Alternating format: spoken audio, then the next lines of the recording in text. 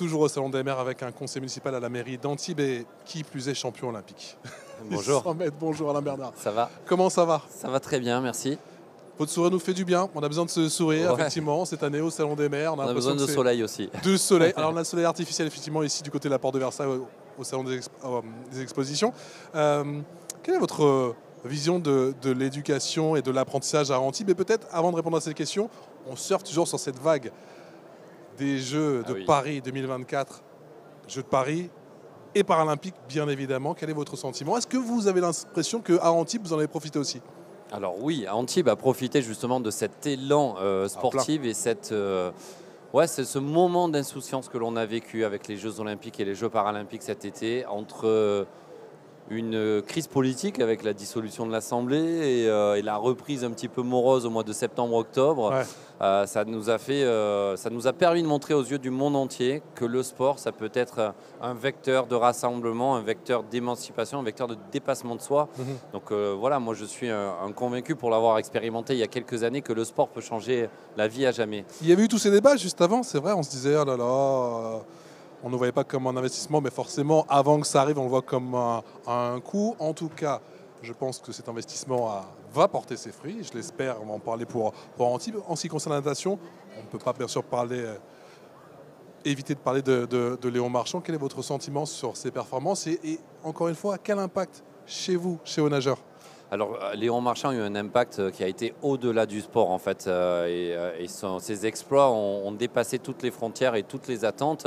Il a fait énormément de bien, déjà au monde de la natation, pour sensibiliser un maximum d'enfants à aller pousser la porte d'un club à côté de chez soi.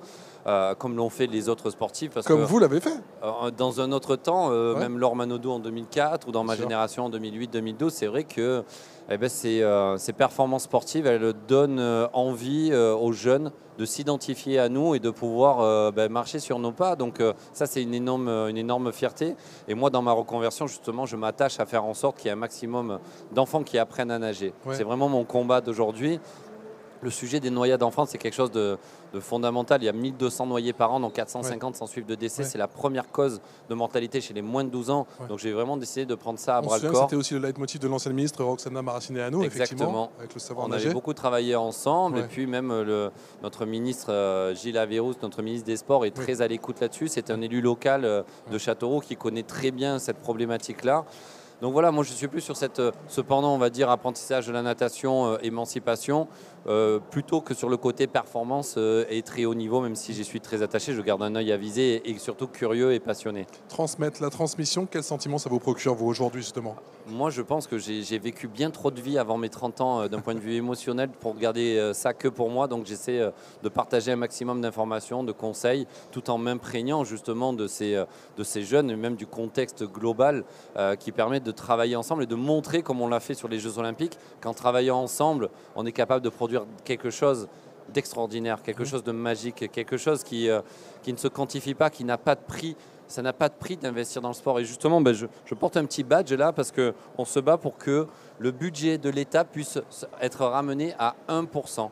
On est à moins de 0,2%. 1% du budget de l'État pour le sport. C'est ce qu'on ambitionne avec des élus de l'ANDES, parce qu'aujourd'hui, le budget de l'État, il est à moins de 0,2% dans le sport.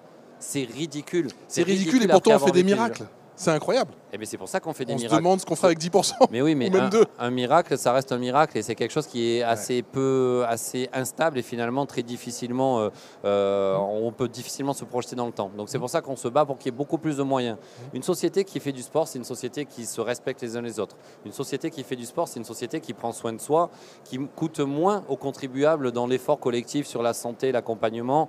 Et puis sans parler de cette insertion sociale qu'est le vecteur des sports et que les associations sportives jouent un rôle sur les territoires fondamentaux pour accompagner des jeunes dans cette émancipation. Mais alors justement, Alain, est-ce qu'on en demande parfois un peu trop au sport? On demande au sport de réparer un peu trop de choses.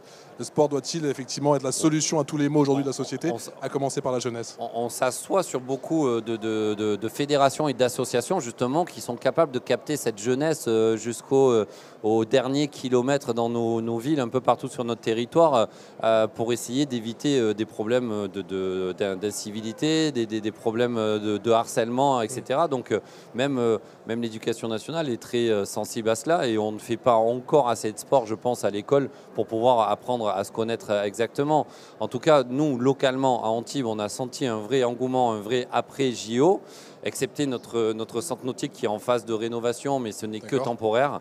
On a un site extraordinaire, on a un maire qui est extraordinaire, qui s'appelle Jean Leonetti et qui a toute notre confiance et notre respect et admiration. Donc moi, je suis vraiment fier de faire partie de son équipe. On a quand même une politique jeunesse assez forte sur la ville avec différents dispositifs que je défends corps et âme. Et voilà, j'ai envie de leur offrir quelque chose toujours plus grand, toujours mieux, parce que c'est un peu l'héritage que l'on a quand on a fait du sport de haut niveau. On a repoussé nos limites et là, j'ai envie de mettre ça à leur service. Est-ce que j'ai droit à un petit scoop? Est-ce qu'il y a déjà un petit Alain Bernard ou un petit Léon Marchand à Antibes?